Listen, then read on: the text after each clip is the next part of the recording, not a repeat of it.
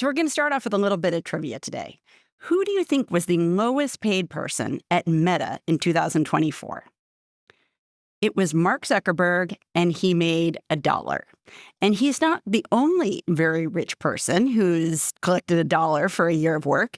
Larry Ellison at Oracle has done the same, Sergey Brin and Larry Page at Google, Evan Spiegel at Snapchat. And why do these folks do this? Because the income tax, which I'm guessing most of us really dislike and have to pay every spring, is one of the highest taxes around. And one of the best ways to avoid the income tax is to avoid income.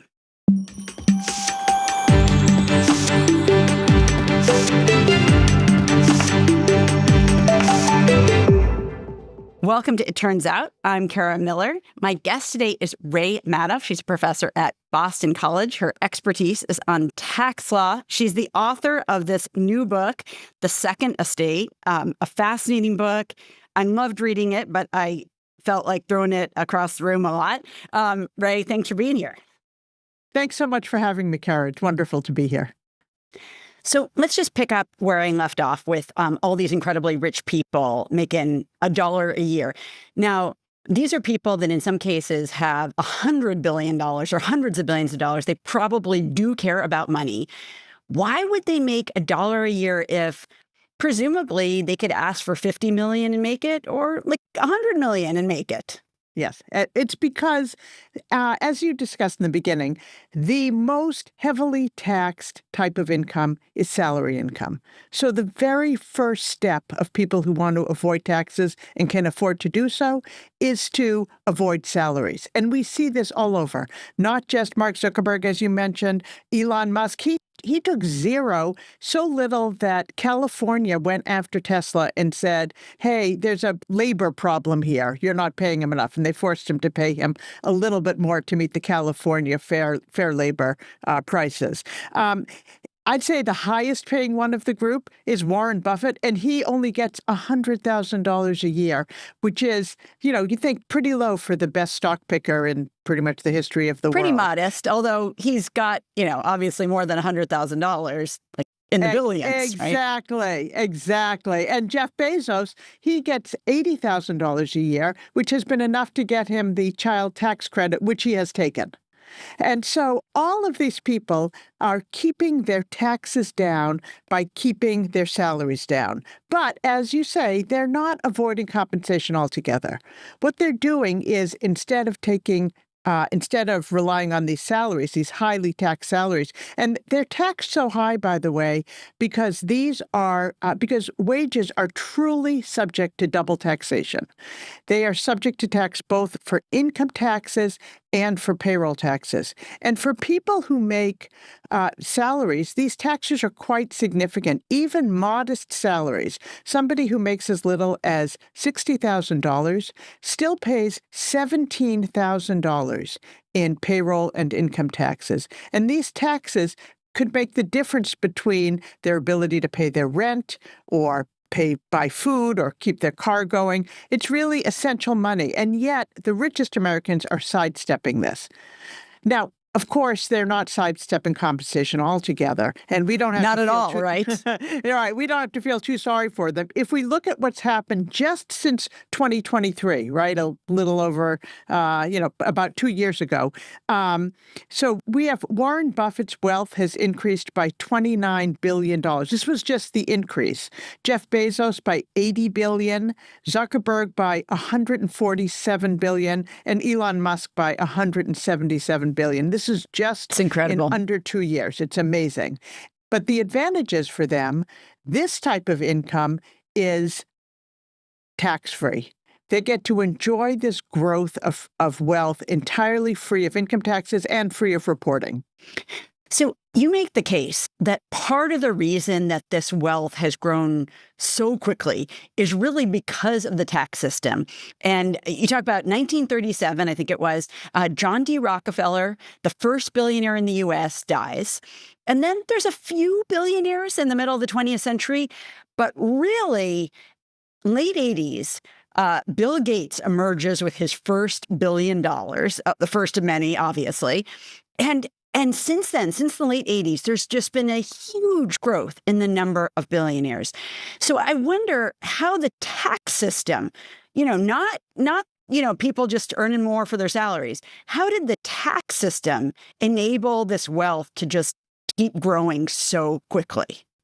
Yeah. And so this is a really important thing that I think it's natural for people to be confused about, because the tax system has historically been created to be a bulwark against concentrations of wealth. When you think about it, right? We have progressive income tax rates. We have an additional estate tax that's imposed on top of the income tax.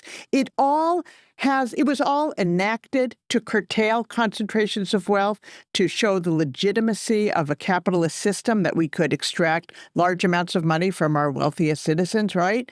And yet what's happened over the past 40 years is a number of changes have occurred that have basically allowed the wealthy to move into this tax-free version of American life, to essentially secede from supporting the costs of government. Right. And what has changed is that prior to 1982, if somebody owned a lot of stock, the only way they could profit from that stock, the only way a company could share the profits from that stock was to issue dividends. And dividends were taxed at the highest tax rate. And so when people owned stock, they got dividends and they paid taxes. However, in 1982, a subtle change occurred in the SEC rules. And for the first time, companies were allowed to purchase their own shares of stock on the open market. Now, this sounds like what difference could that possibly make? But it had a massive transformation in the way that companies could share their profits with their shareholders. Now, instead of issuing dividends, right, they could purchase their shares on the open market, and the effect of purchasing the shares is to boost the value of the stock. And so anybody who didn't need to sell could have their profits by the stock going up in value, and they didn't have to actually pay taxes on it. And essentially, that is why somebody like Larry Ellison from Oracle has so much money. He has all these shares that he's had for so long. He hasn't liquidated them. They've appreciated in value. But I would think at some point, okay, you want to buy your 10th home or your yacht or whatever. Don't you have to sell your shares to sort of finance that lifestyle? And maybe you don't have to pay the kind of money that people would pay for income tax, which, yes, okay, that's going to be a higher tax. But wouldn't you have to pay 20% capital gains tax? Yes, so that's what's interesting, right? You think like, okay, they've got this growing stock, but for most of us, when we have property that's gone up in value, it doesn't mean anything to us until we actually sell it. Right. And that's why the tax law has a rule called realization. You are only taxed when you sell the property. Right. And otherwise, you're not subject to tax. And we sometimes call that mere paper gains. But if your gains are in the sufficient magnitude, you don't need to sell, because people are happy to lend you the money. And that's what these people do. Larry Ellison, Elon Musk, all of these guys are borrowing at huge amounts to support their lifestyle. And that borrowing is entirely tax-free. And it's at quite good rates, because if you think about it, when you're lending to somebody who's given you, $100 billion of stock, you're going to be paid back. Right. And so everybody's happy to lend to them, and they never need to sell. And moreover, they pass the property on to their kids don't need to sell either. So this perpetual non-taxation of investment profits is one of the reasons that the wealthy have been able to remove themselves from the tax system. I mean, that comes back to your point about the notion that these people have seceded from the tax system. Which to me is so incredible. Like, we have all these programs, Social Security, Medicare, obviously we fund a military. It sounds to me, if you're not paying into the tax system, like you're not like the people with the most money are not really helping out with those programs. Is that right? That's right. If they don't pay into the tax system, they are not helping out in the common expenses of the government. And that's really, what we've always thought what it meant to be part of a country. Right. I mean, one of the reasons that the book is called The Second Estate. Yeah. And the Second Estate refers to the aristocracy of pre-revolutionary France. And the aristocracy of pre-revolutionary France, under law, were written out of the tax system. That was one of their privileges. They had the right to hunt, carry a sword, and not pay taxes.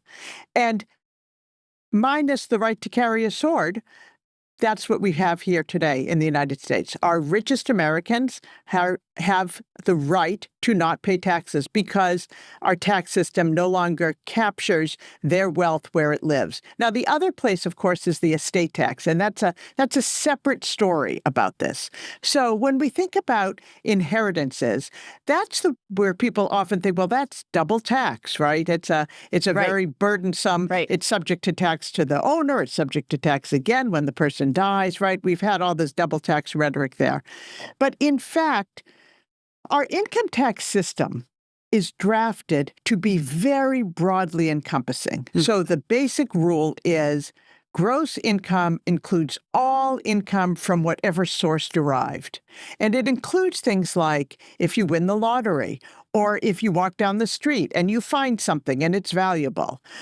Or even Make a if note you do if you walk down the street and you find somebody's $50 bill. Report it to on the your IRS. taxes. Okay, Add it to your taxes. Also, if you do a barter exchange, right? Somebody fixes your car in exchange for someone else fixing their sink, you're supposed to pay income taxes on those things. Very broadly encompassing. However, if you receive $10 million or even $100 million by gift, life insurance, or inheritance, it is not only entirely free of tax, there is no obligation for the person to report it. They don't even have to tell you, nobody's business. Don't worry, we don't care. And so it is written out of the income tax system, and some of it is justified by the fact that we believe it is captured by the estate tax.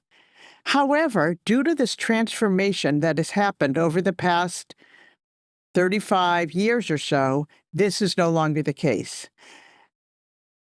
This change came about as a result of 18 wealthy families who got together to try to pursue the repeal of the federal estate tax. And some listeners might remember this. It was in the time of George W. Bush, and he called it the death tax. That's when the death tax rhetoric was created, right? It's a tax that it's an unfair double tax that hurts family farms and businesses, right? Right. And it was probably the most effective campaign of its kind in history. I am amazed how many people will still say to me, even people from all political persuasions, well, the estate tax, isn't that an unfair double tax that hurts family farms and businesses? Right? It kind of rolls off people's tongues, which is shocking, Right. Well, you make this point that it was they got Frank Luntz, who's like, the classic wordsmith. And he has this quote, and I'm not going to say it right, but it's basically like, once we kind of get you in your heart and really convince you that, like, this is a tax at your death and, like, to family farm. Like, once we get you at your heart, like, you can throw any amount of sort of statistics at this that you want, and people are not going to be swayed. And they rolled out farmers to testify about this, and you saying, like, some of those farmers, it wouldn't even help them. And meanwhile, the real people, like the heirs and heiresses to the Mars candy fortune, are behind this, and these are the real people who benefit. Absolutely. The most effective person they had was a Chester Thigpen, who was the grandchild of sharecroppers, and he was this tremendously powerful. He had a Christmas tree farm in, I think it was somewhere like Alabama, somewhere in the South. And he was the face of the estate tax repeal movement, and people loved it. They wanted to call it the Chester Thigpen Bill. He was so effective. He was saying, all I want is to pass the Christmas tree farm on to my children so that they too can carry the Christmas tree farm business on. Right. And the estate tax is going to take away my right to do it. Now, of course, this was completely false.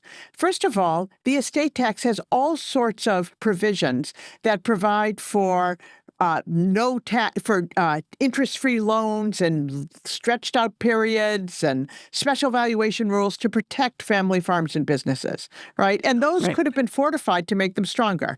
But that wasn't really what they wanted. They were using them as a cover. When Chester Thigpen died, it turns out he wasn't subject to the tax.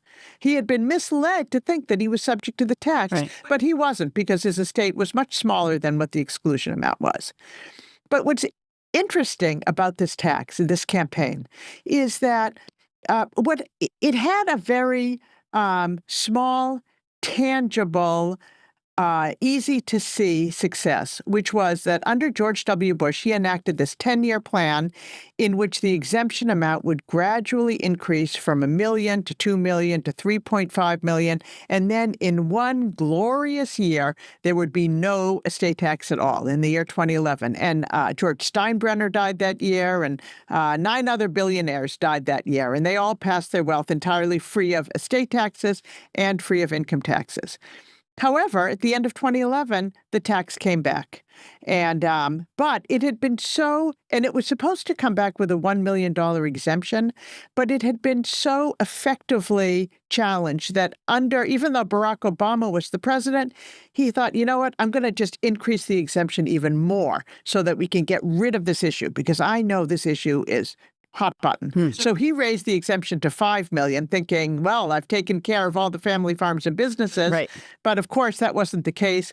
Under Trump, he raised it to $10 million. And now, most recently, he's raised it again to $15 million. However, this is not the real story of the estate tax, because, of course, for people with billions of dollars, a $15 million exemption is not going to do anything for them. What happened that was so much more effective is that everybody became so afraid of this estate tax issue that Congress stopped doing its job. And since 1990, 35 years, Congress has not enacted a single provision to close a loophole in the estate tax. And as a result, the tax is a tax that stands in name only, and it is just, filled with loopholes and exemptions for people to create crats and cruts and grats and gruts and Q-perts and Q-dots, all the things I teach my students about. Which is like, they're these acronyms, right, for like, I have no idea what, but ways of sheltering your money. Exactly. Yeah. And they are so effective that even though the wealthiest 1%, which is the group we're trying to get, currently own $50 trillion. As of the end of 2024, they owned $50 trillion. And we can put this number into context in a minute, but that's a very big number. The entire amount collected by the estate and gift tax and the generation skipping transfer, all those taxes, $30 billion. $30 billion is an amount that Elon Musk has gained and lost in a single day. And that was all the estate tax collected. And so it was less than 0.5% of the total federal revenue collected from the government that year. I mean, it's tiny. And so what I argue in the book is that the estate tax is really serving now as a cover for the rich rather than as a tax. And it's causing more harm than good. One of the interesting issues is about why we've stopped hearing people complain about the death tax, right? Where's the rich saying that it's an immoral double tax that hurts family farms and businesses? They're very quiet about this now. And that's because they are served better by preserving a tax that makes it look like they pay taxes rather than actually getting rid of the tax, which would reveal all the ways the income tax system lets them get off scot-free. So I want to get to, like, what do we do about this in a minute. Yeah. But one of the really striking things I found in the book is that people often think about the tax system as being progressive in the sense that, like, if you make $60,000 as a teacher, you pay a lot less in taxes than a surgeon, right? I mean, like, people know that the more you make, the more you pay. That's kind of how it works. And you really make this point that it is not as progressive as we think. So, for example, let's say you make $170,000 a year. You pay the same amount in payroll taxes as somebody who makes $1 million a year. And I think and I don't mean the same percentage. I mean the actual same amount. And I think it's worth stopping for actually a minute and talking about payroll taxes, because I think about, this year, what bracket am I going to be in when like I pay my taxes, right? People are in the teens, they're in the 20s, they're in the 30s, whatever. What I do not think about is, on top of that, most of us, I think this is right, correct me if I'm wrong, are paying payroll taxes. And obviously not Mark Zuckerberg, because he made $1, right? But we're paying payroll taxes, and those have been very slowly creeping higher. And this has nothing to do with the money you pay in April. You want to just talk about that for a minute? Yes, exactly. Payroll taxes are called the hidden taxes because people don't even know that they're taxes. They're disguised in so many ways. There's a wonderful episode of Friends from many years ago where Rachel gets her first paycheck and she says, "Who's FICA and why is he getting my money?" Right. Right, because people don't recognize that it's a tax. It doesn't appear the same way regular taxes appear. It's also called a contribution. A contribution, which makes it seem like maybe you're saving for your own retirement. Right. But in fact, what payroll taxes are actual taxes, just the same as income taxes, that are used to pay a current expense of the government. And that current expense are the Social Security and Medicaid benefits of current retirees. So it is a tax like any other, but it is hidden. It's hidden by these terms FICA and FUTA, and it's also hidden from an employee's perspective because an employer, for people who work for others, the employer pays half of the 15.3%. But economists agree that even though the employer is the one writing the check, it really is a cost borne by employees who would otherwise make higher salaries.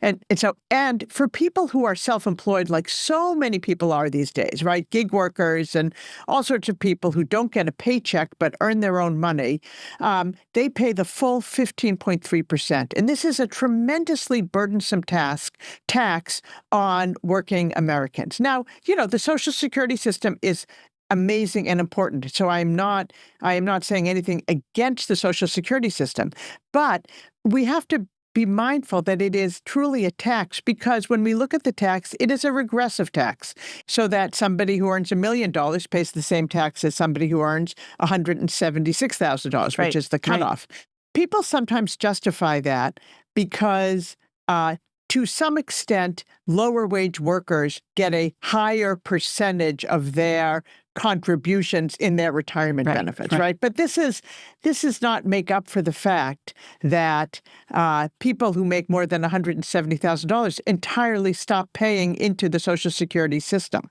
And the problem is that we're now threatening, lots of politicians are saying, well, we have to end Social Security. So that's not going to do anything for people who are paying it now. They're using these deficits in the Social Security system to say that the system doesn't work, whereas this could be fixed by simply raising the cap a little bit. But I think one of the points you make that's, I think, is so important and that you've really been getting at here is that the people who fund the government, again, whether it's defense, Social Security, I don't care what it is, FEMA needs to do a cleanup. The people who fund the government are working Americans. And that, it sounds like, goes all the way from like city bus drivers to, surgeons. Yeah. But the people who do not fund the government are these incredibly rich people who, they work, but that's not how they get their money. And it seems incredibly unfair, even to the surgeon, right? That like Larry Ellison's not paying any taxes, basically. Absolutely. It's the high income earners who are paying a lot. But I think because there's so much confusion about taxes, they think that their interests align with the wealthy.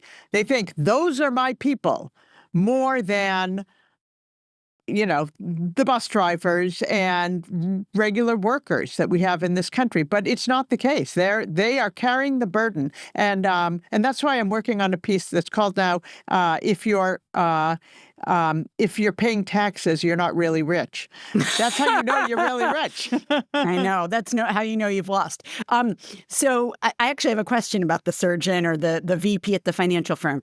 If payroll taxes are 15% and you're also paying, let's say 37%, which I think is the highest rate for income tax, are you saying that like people who make a lot of money, $400,000, $500,000, $600,000, are those people paying 40, 50% in taxes? Oh, yeah. Yeah, people are paying. And then this also, when you add state and local taxes, definitely high income earners can be paying 50% in taxes. But people making $400 million Yes. are paying like 1% in taxes. Right. Or not paying taxes. Yes. So this leads to, I feel like, the central question. How is this possible? Whether you're a Democrat or Republican, I don't care. Almost nobody makes $400 million. Yes. And almost everybody makes, let's be generous, under $1 million a year. So how has this not united, I don't know, everybody pretty much, except for maybe 1,000 people saying, there's a lot going on in politics now. We don't agree on, I don't know, climate change and guns and whatever. But I think we can agree that we don't want to be paying a third of our money or half of our money in taxes while rich people, really rich people, like just literally, as in the case of Larry Ellison, live on their own island. I think he owns like the sixth largest island in Hawaii. And just don't, like, as you say, have seceded from taxation. Yeah, I think that's absolutely right. First of all, nobody would knowingly accept a system in which the richest Americans are written out of the tax system. That's not what we believe in. We believe in a system of progressive taxes. We might not like taxes, but we understand the nature of that system. And I think the reason that this has come to pass is because the public is both reluctant to talk about taxes because they've been led to believe that it's too complicated for them to understand, or that the rich people, they get out of it by they're using their high-priced lawyers and they'll always beat the system. But this isn't true. They're getting out of it because we have these very large ways that we have stopped taxing investments and inheritances. So one thing is that there is a sort of an intimidation factor, I think, that's at work. But the other thing is there's also been a bit of what I'll call a disinformation campaign. And that is because there has been a marketing of certain statistics that make it seem like the richest Americans are paying taxes. And one statistic that we hear a lot is, the most recent version of it is, the top 1% pay 40% of the income taxes. Okay. Top 1% pay 40% of the income taxes, and 40% of Americans pay no income taxes at all. That second one I've heard a lot. I've always thought the very poorest people, they don't really pay taxes. But dispel both of those myths. So and that sounds like all you need to do is hear that statistic and you think, okay, I don't have to worry about the fairness of the system. And if you read things like the Wall Street Journal opinion pages, they'll have articles that say we're already soaking the rich, and they bring out this statistic, okay? And you sometimes hear other wealth reporters saying this. However, you have to drill down just the tiniest bit, because when they say the top 1%, what they are referring to are those in the top 1% of income earners. Those in the top 1% of income. You're talking about your high-paid employees, people who make a lot of income. They are carrying the lion's share of the income tax burden. So but the richest Americans, if you make, say, $1 a year, I'm guessing if you make $1, you're not in the highest income. You're not in the highest 1% of income. And in fact, the richest Americans are just as likely to be in the 40% of Americans that pay no taxes. because they don't have to pay taxes on either their growth in assets or in their inheritances. And so that's where things, it gets confusing for people. Right. Okay, so let's talk about where we go from here. One thing that you say is that this is an unsustainable system. When the people with basically huge pools of capital, a third of our country's wealth. Right. A third of our country's wealth is owned by people. They have $50 trillion, and they don't need to pay taxes. They might choose to pay taxes for one reason or another. Maybe they choose to take a big salary, but they don't need to pay taxes. That's the point.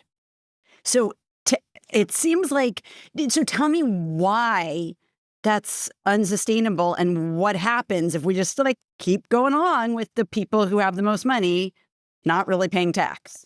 Yeah, because of course, the biggest problem is the growing national debt.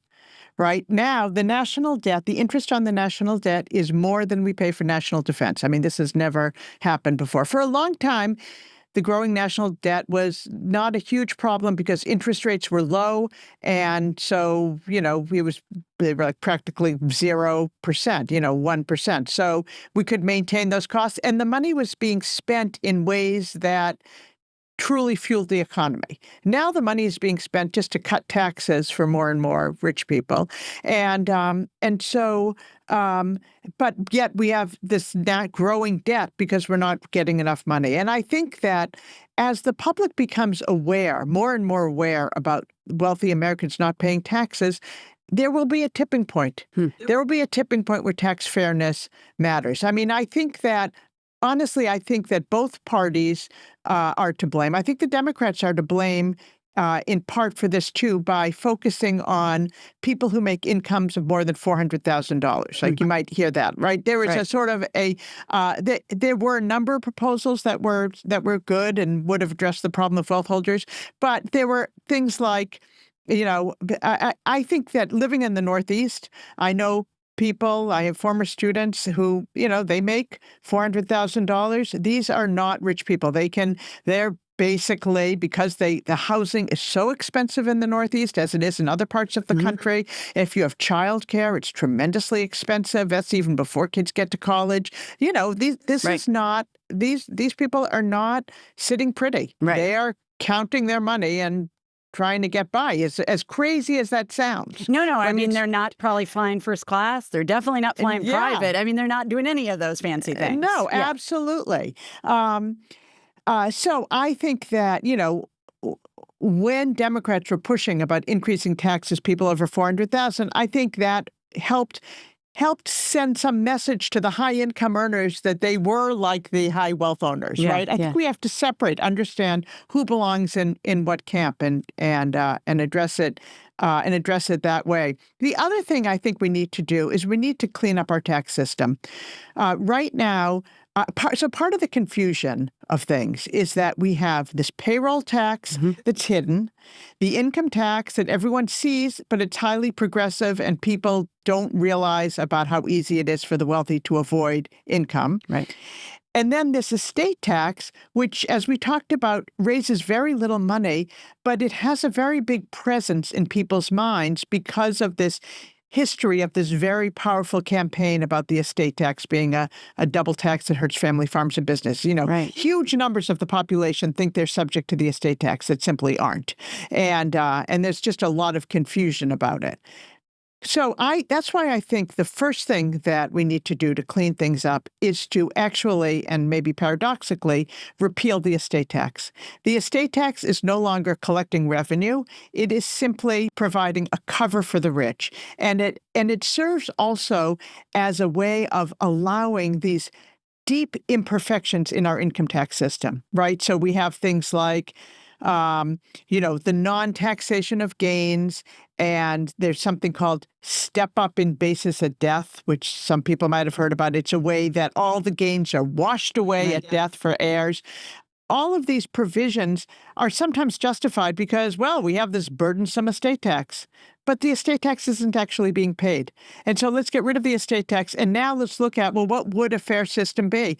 So when when Jeff Bezos goes from having stock worth nothing to stock worth $160 billion, should we say that that should never be subject to tax? It's one thing to say that, well, there's problems taxing it yearly. And I don't know whether you want to get into that conversation or not. I certainly do remember Elizabeth Warren. She has been out there very vocally saying we need to sort of understand. I think like even have an inventory of like, do people have art? Do people have $100 million in the bank? Whatever. I guess my question to you is, if you were, king of the world, how do you tax this stuff? Because people do have fancy lawyers and figure ways to sort of move around it. Yeah, I actually am very concerned about trying to adopt a wealth tax, or there's another one called like mark to market where you tax the annual gains. And the concern comes from the fact that if we have annual taxes on the growth of wealth or on total wealth, wealthy people are going to be incentivized more than ever to take their assets away from easy to value assets like publicly traded stock and move them into difficult to value assets. A huge amount of countries' wealth is held in things like partnership interests, but they're not just single partnerships. They're partnerships owned by partnerships, owned by partnerships, owned by like many levels deep, right? And our IRS, extremely underfunded, has very little capacity to effectively monitor this on an annual basis. And I'm guessing the recent layoffs do not help their ability to monitor this, right? Okay. Exactly. And so I think that annual taxes are going to invite too much attention by tax planners to actually be effective, and could result in a serious effect on our stock market, which so many Americans rely on. But as wealthy move out of the publicly traded stock to privately held interests, more difficult to value privately held interests. So I would be concerned about that. But I think a better rule is a rule that was proposed by, and here's a very unlikely pair, Richard Nixon and Barack Obama. Sure. Why not? And a similar rule was actually adopted in Canada. Okay. And this rule says that not only will you tax gains when property is sold, but you will also pay taxes on gains when property is either given away or passes on at death. Whenever the person gives up ownership of property, then we should tally the gains and impose taxes. And there's a lot of value about that rule, because one of the things that it does is that it imposes taxes on the person who earned those profits, right? Who bought the stock, watched it grow up. They now get rid of it. Fine. Pay the tax and let the recipient start again with their new basis after the donor has paid the tax. That's a cleaner system, and one that would ensure that this tax-free growth doesn't go on forever. The other important thing is about inheritances. So the estate tax, as I mentioned, is not doing its job, and we have to get rid of it. But once we get rid of it, we need to bring gifts, inheritances, and life insurance back into the income tax system where it belongs. Remember that person that found the $50 bill on the street? Yeah. They pay taxes. Well, so too should the person who gets a $10 million life insurance But what's distribution. incredible is that right now, if you inherit $10 million, I think in most states, you pay like, that's what you get that year, right? And you get $10 million. The whole thing, tax-free. No payroll tax, no nothing. Well, the person, the plumber is getting like this tax and that tax and all sorts of taxes. Absolutely. Yeah, okay. Absolutely. And nobody likes taxes, but we need to do a fair apportionment of the taxes. Yeah. That's the other thing. When we have conversations about tax policy, people who are opposed to reforms, they often say, oh, well, you just want a big government or something like that.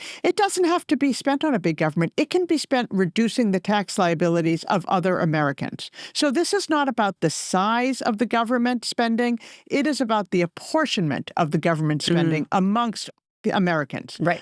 How do American taxpayers divide the cost of government, whatever that size of government is? And that's why I think both Democrats and Republicans should and probably do support a fair tax system. Even if they disagree on the size of government, I think we should all agree that a fair tax system is something that we are entitled to.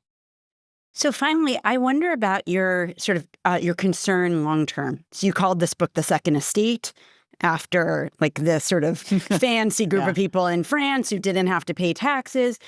There was an op-ed I remember, I think from 20 years ago in the New York Times by the scholar Jared Diamond, and he talked about driving around Los Angeles. This image always stuck with me, and seeing gated communities where, you know, people drank bottled water, sent their kids to private school, had private security. And he worried greatly first about that divide, because it's like you don't even live in the same country because you don't know anything about the schools or maybe even the transportation system if you fly private or whatever. But I think there's also a line in there where he said something like, someday the walls may not be high enough. And you've seen the rise of populism on both the right and the left. Yeah. I wonder what your fears are if we're just like, whatever, status quo, nobody's paying attention. That's cool. Let's just keep this going. Honestly, I can't live in the fears. It's okay. It's too intimidating. I just have to assume that as people learn about things, there will be change. You know, I just have to believe in that, because the alternative is too scary. We're on a path of divide in this country that is unsustainable. I think that's something that everybody can agree on. But I can't help but believe that, you know, things are on a pendulum. We've seen it. We've seen it swing both ways. And I just think there's going to be opportunity for things to swing back. But what I want is that when it swings back, I want us to make smarter choices. And I think some of the choices out there, things like, we have to doubly burden billionaires. Billionaires shouldn't exist. All of that type of stuff. I think that is the wrong way to go because it sends a false message. It makes it seem like they're already being burdened and we need to double burden them. Right. No, the problem is that they are not doing anything. Right. And so they need to be brought into the same system that all of us are operating under. And then we can have one that we can all share and keep up. Ray Madoff is the author of The Second Estate from University of Chicago Press. She's a professor at Boston College. Go get The Second Estate. It's great. You may throw it across the room, but it's fantastic. Ray, thank you so much. I really appreciate it. Thank you so much for having me, Kara. Please subscribe to It Turns Out on YouTube and like us. It helps other people discover the show. Or you can hear us on Apple Podcasts or Spotify. At our website, you can sign up for our weekly newsletter. I write it myself, and I'll let you know which researcher is coming up and what they're working on. Again, we're at itturnsoutshow.com. Thanks to the folks who worked on this show, including Matt Purdy and Nate Richards. Thanks also to the Alfred P. Sloan Foundation for their generous support. And thanks to you for listening and watching. I'll talk to you next time.